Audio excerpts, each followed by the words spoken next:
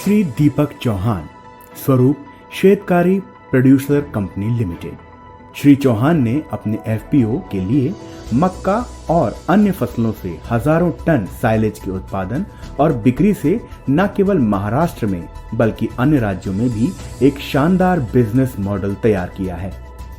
ये एफपीओ के लिए अच्छा लाभ उत्पन्न करता है। पशु आहार के लिए अधिकांश किसान भूसा या पुआल का प्रयोग करते हैं, जो साइलेज से कम पौष्टिक होता है।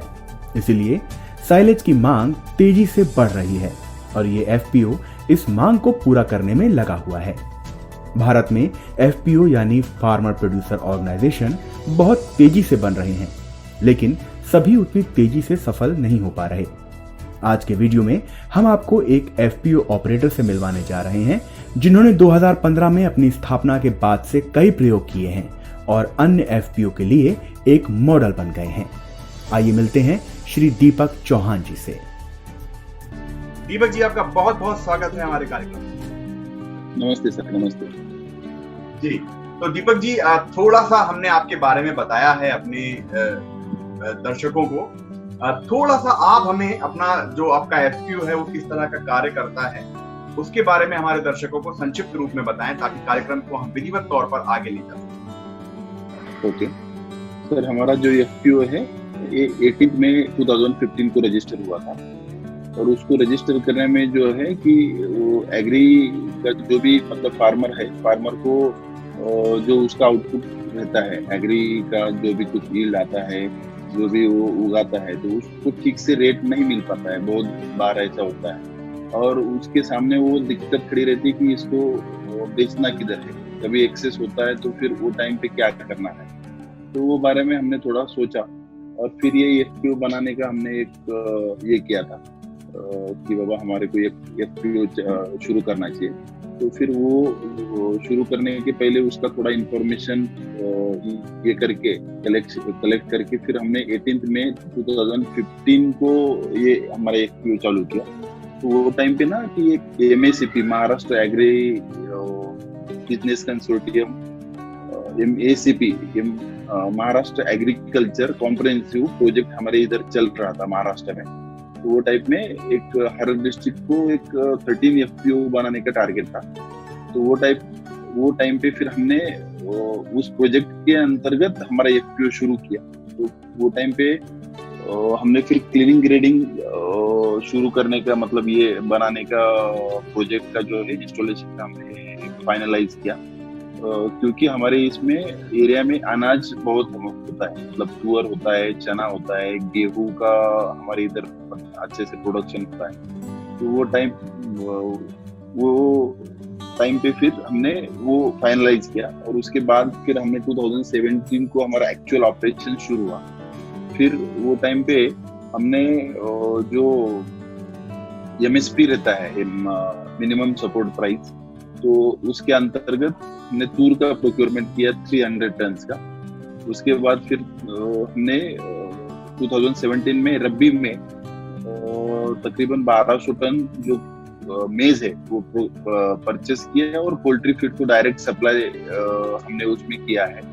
और उसके बाद फिर हमारा एक एग्री इनपुट स्टोर है। एग्री इनपुट स्टोर में से हम फार्मर्स को सीड्स, पेस्टिसाइड एंड फर्टिलाइजर्स जो भी है मिनिमम प्राइस में जितना हो सकता है उतना हम सप्लाई करते हैं। और तीसरा बात है फिर 2018 में हमने हमारे एरिया में मेज का क्रॉप अच्छे से होता है, तो वो टाइम पे हम मेज में कुछ करने का हम सोच रहे थे, क्योंकि एक्सेस में जब होता है तो तब रेट बहुत ये होता है। फिर हमने ये साइलेज का थोड़ा स्टडी किया और साइलेज का स्टडी करने के बाद थोड़ा उसमें मशीनरी वगैरह है तो उसका कौन सा अच्छा रहेगा, तो उसको गुजरात वगैरह जाके फिर उसको थोड़ा उसका स्टडी करने के बाद हमने टर्की से जो बेलर है वो इंपोर्ट करने का फाइनलाइज किया।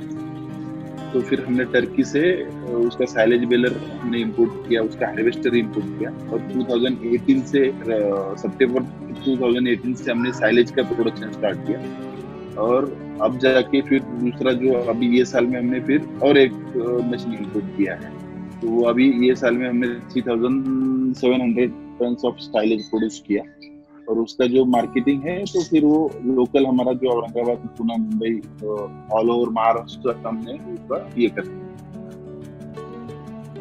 जी, बहुत ही संक्षिप्त में आपने अपनी जो यात्रा है वो बताई, लेकिन कुछ एक प्रश्न जो मेरे मन में आ रहे हैं आपसे पूछने लायक, वो ये हैं कि आपको ये जो एफपीओ है ये बनाने की प्रेरणा कहाँ से मिली और शुरुआत आपने कैसे की, और फिलहाल आपका जो एफपीओ है उसमें कितने सदस्य हैं और इतने सदस्यों को आप मैनेज कैसे करते हैं?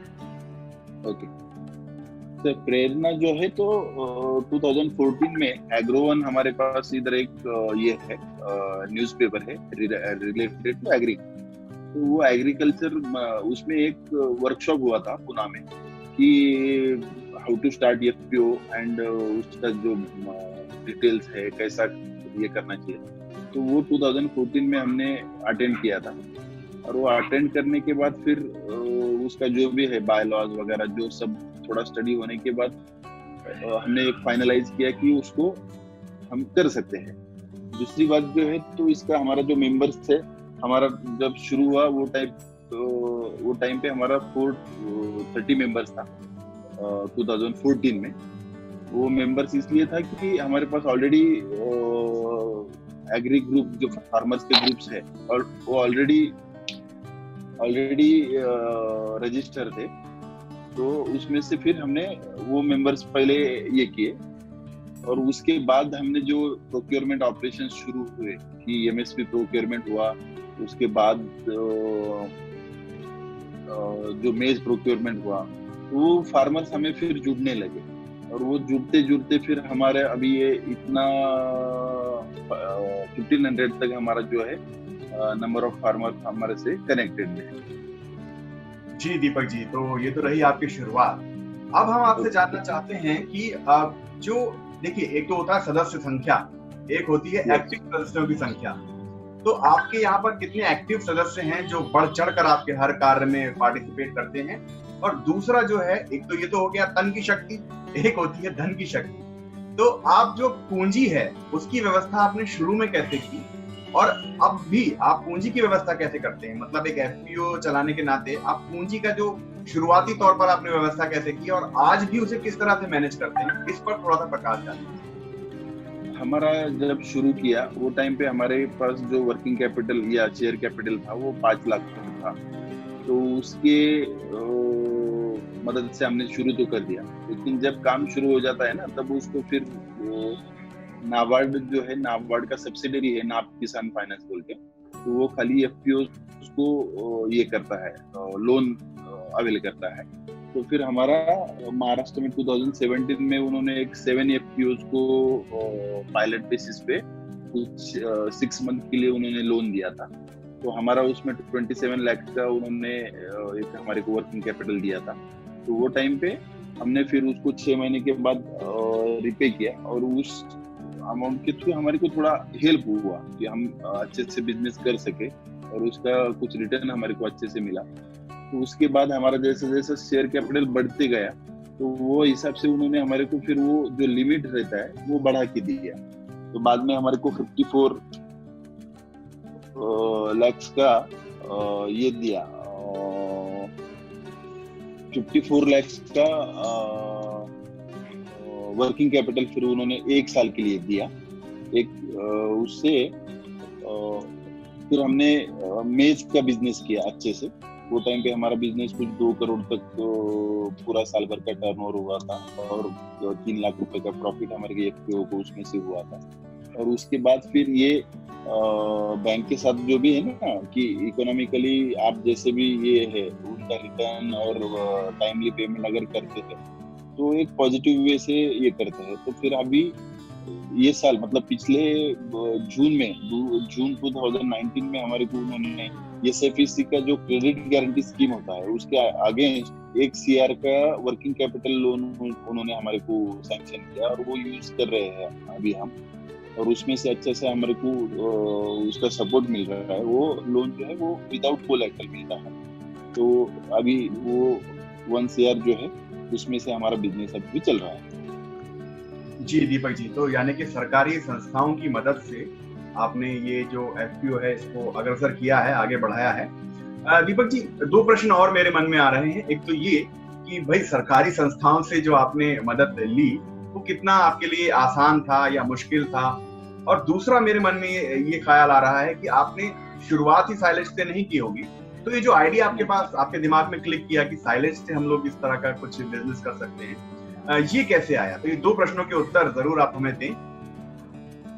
तो शुरुआत तो हमने क्लीनिंग ग्रेडिंग बिजनेस से की, लेकिन हमारे एरिया में दो तीन चीजें ये थी कि बाबा हमारे एरिया में मेज का प्रोडक्शन अच्छे से था, और मेरा एक इजराइल का टूर 2014 में हुआ था। वो टाइम पे हमने उधर जो साइलेज का मतलब 100% साइलेज पे एक साल भर का डेयरी इंडस्ट्री अपन चला सकते हैं एज अ फूड पाउडर। मतलब हमारे इंडिया में जो कंसेप्ट है ग्रीन पाउडर चाहिए, बारिश नहीं रहता है तो फिर दिक्कत आता है, तो उस पे हम ये साइलेज के थ्रू उस पे ये कर सकते हैं। वो एक दिमाग में था, मतलब साइलेज यूज करके हम साल भर डेयरी का जो ये है अपना बिजनेस कर सकते हैं, वो एक दिमाग में आया। और फिर हमने फिर उसके ऊपर स्टडी किया, और साइलेज अगर अपन बनाते हैं तो हमारे जो शेयर होल्डर फार्मर्स है उनको भी अपन उनका ग्रीन मेज लेके और उनको साइलेज बना के फिर उनको ही सप्लाई करना। हमारा ये नेक्स्ट ये जो भी है इसमें से हम ऐसा सोच रहे हैं अभी, जो भी मेंबर फार्मर्स है उनको थोड़ा डेयरी इंडस्ट्री में प्रमोट करने का, और उनको एक दो तीन पाव अगर वो ये करते हैं तो उनको ये साइलेज यूज करके साल भर का एक अच्छे से उसका सपोर्ट हो जाएगा एग्री इनकम में। तो वो हिसाब से हमने फिर उसको ये किया, और साइलेज करने का फिर ये डेयरी इंडस्ट्री इसमें अच्छे से सस्टेन हो सकता है साइलेज से।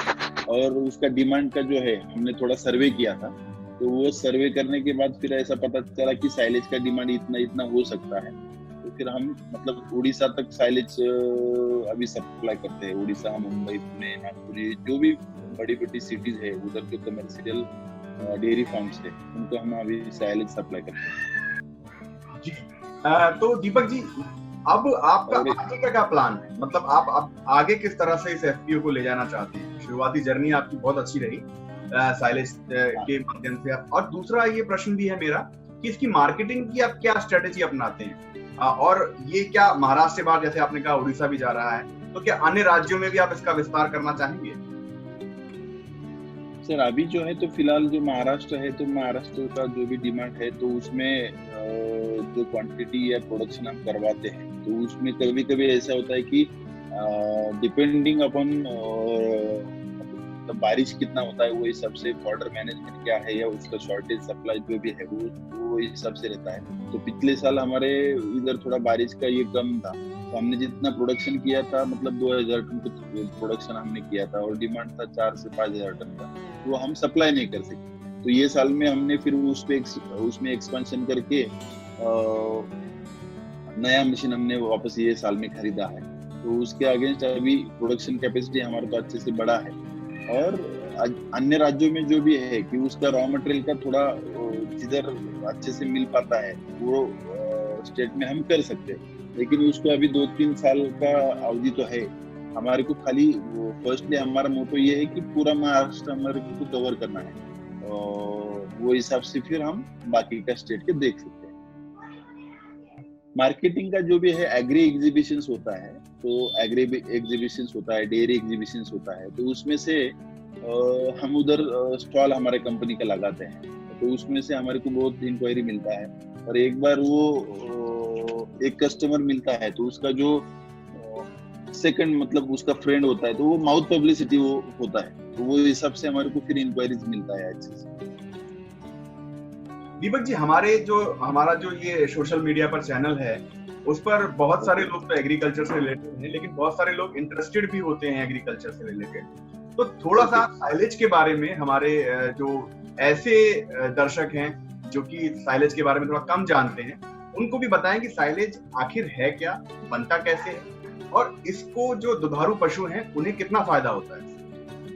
ओके, साइलेज जो है तो साइलेज बनाने का एक ऐसा है इसमें कि जो 90 डेज का क्रॉप होता है, मेज क्रॉप मेनली, इसमें मतलब गेहूं का साइलेज बनता है, मेज का बनता है, लेकिन जो उसका रिजल्ट है सर सबसे बेस्ट जो है तो मेज का आता है। तो मेज का साइलेज हम बनाते हैं, तो उसको 90 डेज का क्रॉप जो उसको कॉब आता है, मतलब भुट्टा जो होता है, वो अपन मिल्किंग स्टेज में जब आता है तो वो टाइम पे उसका मॉइस्चर लेवल जो है तो 60 to 65%, वो 60 to 70% की रेंज में जब उसका मॉइस्चर रहता है, वो टाइम पे हम उसका हार्वेस्टिंग करते हैं। मेज का हार्वेस्टिंग मतलब वो एटोमाइज हार्वेस्टिंग होता है, उसमें से मेज का चॉपिंग करके वो फिर हमारे फील्ड पे लाते हैं, साइड पे, तो जिधर हमारा बेलर लगा होता है, तो उधर लाने के बाद फिर उसको वो मशीन में हॉपर में डालने के बाद उस पर एक इनोकुलेंट स्प्रे किया जाता है। इनोकुलेंट स्प्रे जो होता है तो वो उसका जो फर्मेंटेशन का प्रोसेस है वो थोड़ा स्पीड अप करता है। मतलब आज हमने प्रोडक्शन किया तो उसको 20 से 25 दिन में वो हम एनिमल को फीड करवा सकते हैं। तो वो हिसाब से वो करके और उसको फिर प्लास्टिक में रैप किया जाता है। बेलर में से उसको कंप्रेस करके उसका बेल बनता है। वो बेल 85 to 90 kg का होता है और वो कंप्रेस करने के बाद फिर उसको रैप किया जाता है प्लास्टिक से। वो जो है रैप करने के बाद उसको 1.5 साल तक हम रख सकते हैं। उसको पानी से कुछ होता नहीं है, मतलब बारिश में रहा तो भी कोई दिक्कत नहीं है। बारिश में जो है अपना धूप में जो है तो धूप में भी वो 8 से 10 महीने तक अच्छा रह सकता है। और ये साइलेज जो है तो इसके ऊपर हमने मतलब मिल्किंग एनिमल्स को अगर हम देते हैं तो इससे तकरीबन 10% तक का जो यील्ड है वो बढ़ता है मिल्क का जो है। और इससे फैट में फैट 0.5 से 0.3 तक मतलब उसमें ये आता है, बढ़ता है, ये से नहीं बढ़ता है। और उसमें से ये जो है ये वेस्ट जाता नहीं है, थोड़ा भी वेस्ट जाता नहीं है, क्योंकि क्या है कि ये फर्मेंटेशन होने की वजह से इसमें से एक स्वीट सुगंध आता है, तो उसकी वजह से वो मतलब थोड़ा भी उसको वेस्ट एनिमल्स करते नहीं है। और जो क्वांटिटी हम ग्रीन पाउडर जो खिलाते हैं, अगर अपन ग्रीन पाउडर 20 किलो अगर डाल रहे हैं एक एनिमल को, तो उधर 12 से 14 किलो में साइलेज में उसका उतना आउटपुट उसको मिल जाता है। जी दीपक जी, एक आखिरी सवाल आप कह सकते हैं इसे। एक सवाल ये मन में आ रहा है कि भाई हम जब किसी सफल व्यक्ति से अगर बात करते हैं तो उनसे उनकी सफलता के गुर पूछते हैं, ताकि जो हमारे असफल व्यक्ति हैं जो धीरे धीरे सफलता के तरफ बढ़ रहे हैं उनको कुछ टिप्स मिल सके। तो ऐसे ही सफल एफपीओ आप संचालित कर रहे हैं, तो आपसे हम थोड़े से ऐसे टिप्स जानना चाहेंगे उन एफपीओ संचालकों के लिए जो इतनी जल्दी ज्यादा अच्छा व्यापार नहीं कर पा रहे, उनका एफपीओ इतना ग्रो नहीं कर पा रहा। तो आप कुछ टिप्स उन एफपीओ संचालकों को भी देना चाहेंगे कि भाई किस तरह से अपने एफपीओ को आप सफलता की राह पर अग्रसर कर सकते हैं।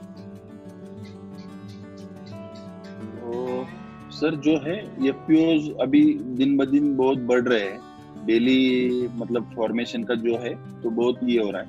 लेकिन उसमें से जो है तो थोड़ा स्टडी अगर करेंगे आप, मतलब जो फार्मर्स एफपीओ के जो डायरेक्टर है उनसे मैं कहूँगा कि अपन जो भी मार्केटिंग अपना एफपीओ अगर रजिस्टर करवाते हैं तो उसके बाद जो भी उसका स्कीम गवर्नमेंट का जो भी हो सकता है, प्राइमरीली हमारे को कौन से स्कीम का बेनिफिट मिल सकता है, तो उसमें फर्स्ट बुक तो है इक्विटी ग्रांट। एसएफपीसी का एक इक्विटी ग्रांट स्कीम बोल के है। उसमें से अगर हमारे एफपीओ के 300 मेंबर है तो एसएफपीसी उनको पर मेंबर 1000 रुपीज इक्विटी ग्रांट देता है। जो हमारे एफपीओ के जो मतलब 1500 अगर मेंबर्स है तो हमारे को उनसे 15 लाख रुपए का इक्विटी ग्रांट मिला है। और वो बहुत बढ़िया मतलब अमाउंट है। वो अमाउंट लेके हम अच्छे से बिजनेस को शुरू तो कर सकते हैं। और फिर उसके बाद में जो है एसएफपीसी का क्रेडिट गारंटी स्कीम है। ये स्कीम ऐसा है कि हमारे को जो भी बिजनेस करना है तो वो बिजनेस के लिए हमारे को वर्किंग कैपिटल की जरूरत होती है। तो वो वर्किंग कैपिटल के नीड जो है तो ये क्रेडिट गारंटी के स्कीम के थ्रू अपन करवा सकते हैं। वो ऐसा है कि विदाउट कोलैटरल हमारे को 1 CR तक बैंक जब लोन करवाता है तो उसकी जो गारंटी है तो वो गारंटी एसएफपीसी लेती है। तो अगर एफपीओ ने कुछ ये पेमेंट अच्छे से हुआ नहीं है, उनको कुछ ये हुआ, तो उसका गारंटी गवर्नमेंट लेता है। इसलिए बैंक को वो अमाउंट देने में कुछ हर्ज नहीं होता है। बैंक मतलब देता है। नाप किसान जो नाबार्ड का सब्सिडरी है वो अच्छे से हमारे को उसका मतलब 3 साल से अच्छा सपोर्ट हो रहा है, क्योंकि उन्होंने हमारे को जो वर्किंग कैपिटल दिया है वो वर्किंग कैपिटल यूज करके हम अच्छे से हमारी एफपीओ को उसका फायदा हो रहा है, हमारे को प्रॉफिट मिल रहा है और आगे जाने को एक थोड़ा एनर्जी मिलता है। जी दीपक जी, बिल्कुल आपने एक अच्छी राह बताई है हमारे नए एफपीओ या फिर हमारे जो वो एफपीओ हैं जो ठीक से कार्य नहीं कर पा रहे। दीपक जी, हमारे कार्यक्रम का एक समय है, एक लिमिटेशन है, इसलिए हम आपसे अब इजाजत चाहेंगे, लेकिन चलते चलते आपसे एक और महत्वपूर्ण प्रश्न जो हम लगभग अपने हर सफल व्यक्तित्व से पूछते हैं कि हमारी जो आने वाली पीढ़ी है या जो अभी पीढ़ी है हमारी, जो ये सोचती है कि कृषि कार्य जो है वो एक स्टेटस का काम नहीं है, उस नई पीढ़ी को आप क्या संदेश देना चाहते हैं? सर, मेरा जो है तो मेरा एजुकेशन भी एमएससी केमिस्ट्री हुआ है और मैंने फार्मास्यूटिकल इंडस्ट्री में 2 साल तक जॉब किया है और वो जॉब करते करते फिर देखा कि जो वर्कलोड रहता है प्राइवेट कंपनी में या कुछ ये है, तो फिर हम अगर एग्रीकल्चर में जाते हैं तो उसमें से एक अच्छे से अपन प्रॉफिट भी कमा सकते हैं और एक सोशल उसमें ये हो सकता है। तो वो हिसाब से हमने फिर जॉब छोड़ के अभी हम फार्मिंग और ये एफपीओ का एक्टिविटी कर रहे हैं। तो इसमें एग्रीकल्चर में अभी बहुत पोटेंशियल है और जो भी अपन एग्री रिलेटेड बिजनेस अगर करते हैं तो अच्छे से उसमें अपन प्रॉफिट कमा सकते हैं। लेकिन बिजनेस जो भी हम जो ये मतलब शॉर्टलिस्ट या हम जो भी बिजनेस फाइनल करेंगे उसमें 2-3 चीजें हैं कि हमारे को रॉ मटेरियल कैसे मिलेगा, ये एक प्रायोरिटी पे ये है कि जो अपने एरिया में रॉ मटेरियल इजीली अवेलेबल हो सकता है उसको हम कैसे प्रोसेस कर सकते हैं। रॉ मटेरियल के बाद आता है उसका प्रोडक्शन, मार्केटिंग का जो है तो उसका डिमांड एज पर मार्केट का जो भी डिमांड है वो हिसाब से हम क्या कर सकते हैं, वो हिसाब से अपन उसको बिजनेस कर सकते हैं। और एग्रीकल्चर में एक बार अच्छे से 2-3 साल एक बार कॉन्सेंट्रेट करने के बाद हम जो भी बिजनेस करते हैं वो सक्सेस मिलने के बाद उसका जो स्टेटस का पार्ट है तो अच्छे से वो रन होता है। उसमें फिर एक बार जो अपन आगे की सोचता है आदमी, ऐसा है। दीपक जी, आपने हमें समय दिया अपने इस व्यस्त कार्यकाल में से और हमारे किसान भाइयों को और हमारे दर्शकों को इतनी अच्छी जानकारी दी, इसके लिए आपका बहुत बहुत धन्यवाद। और उम्मीद करते हैं कि आपका एफपीओ दिन दुगनी रात चौगुनी तरक्की करे और आप ऐसे ही हमारे कार्यक्रम पे आकर सफलता के गुरु मंत्र हमारे जो एफपीओ संचालक हैं उनको देते रहे। थैंक यू सर, आपने हमारे को बोलने का मतलब ये जो भी है हमारे को मौका दिया, जो भी हम कर रहे हैं उसको अन्य सदस्यों को शेयर करने के लिए। Thank you sir.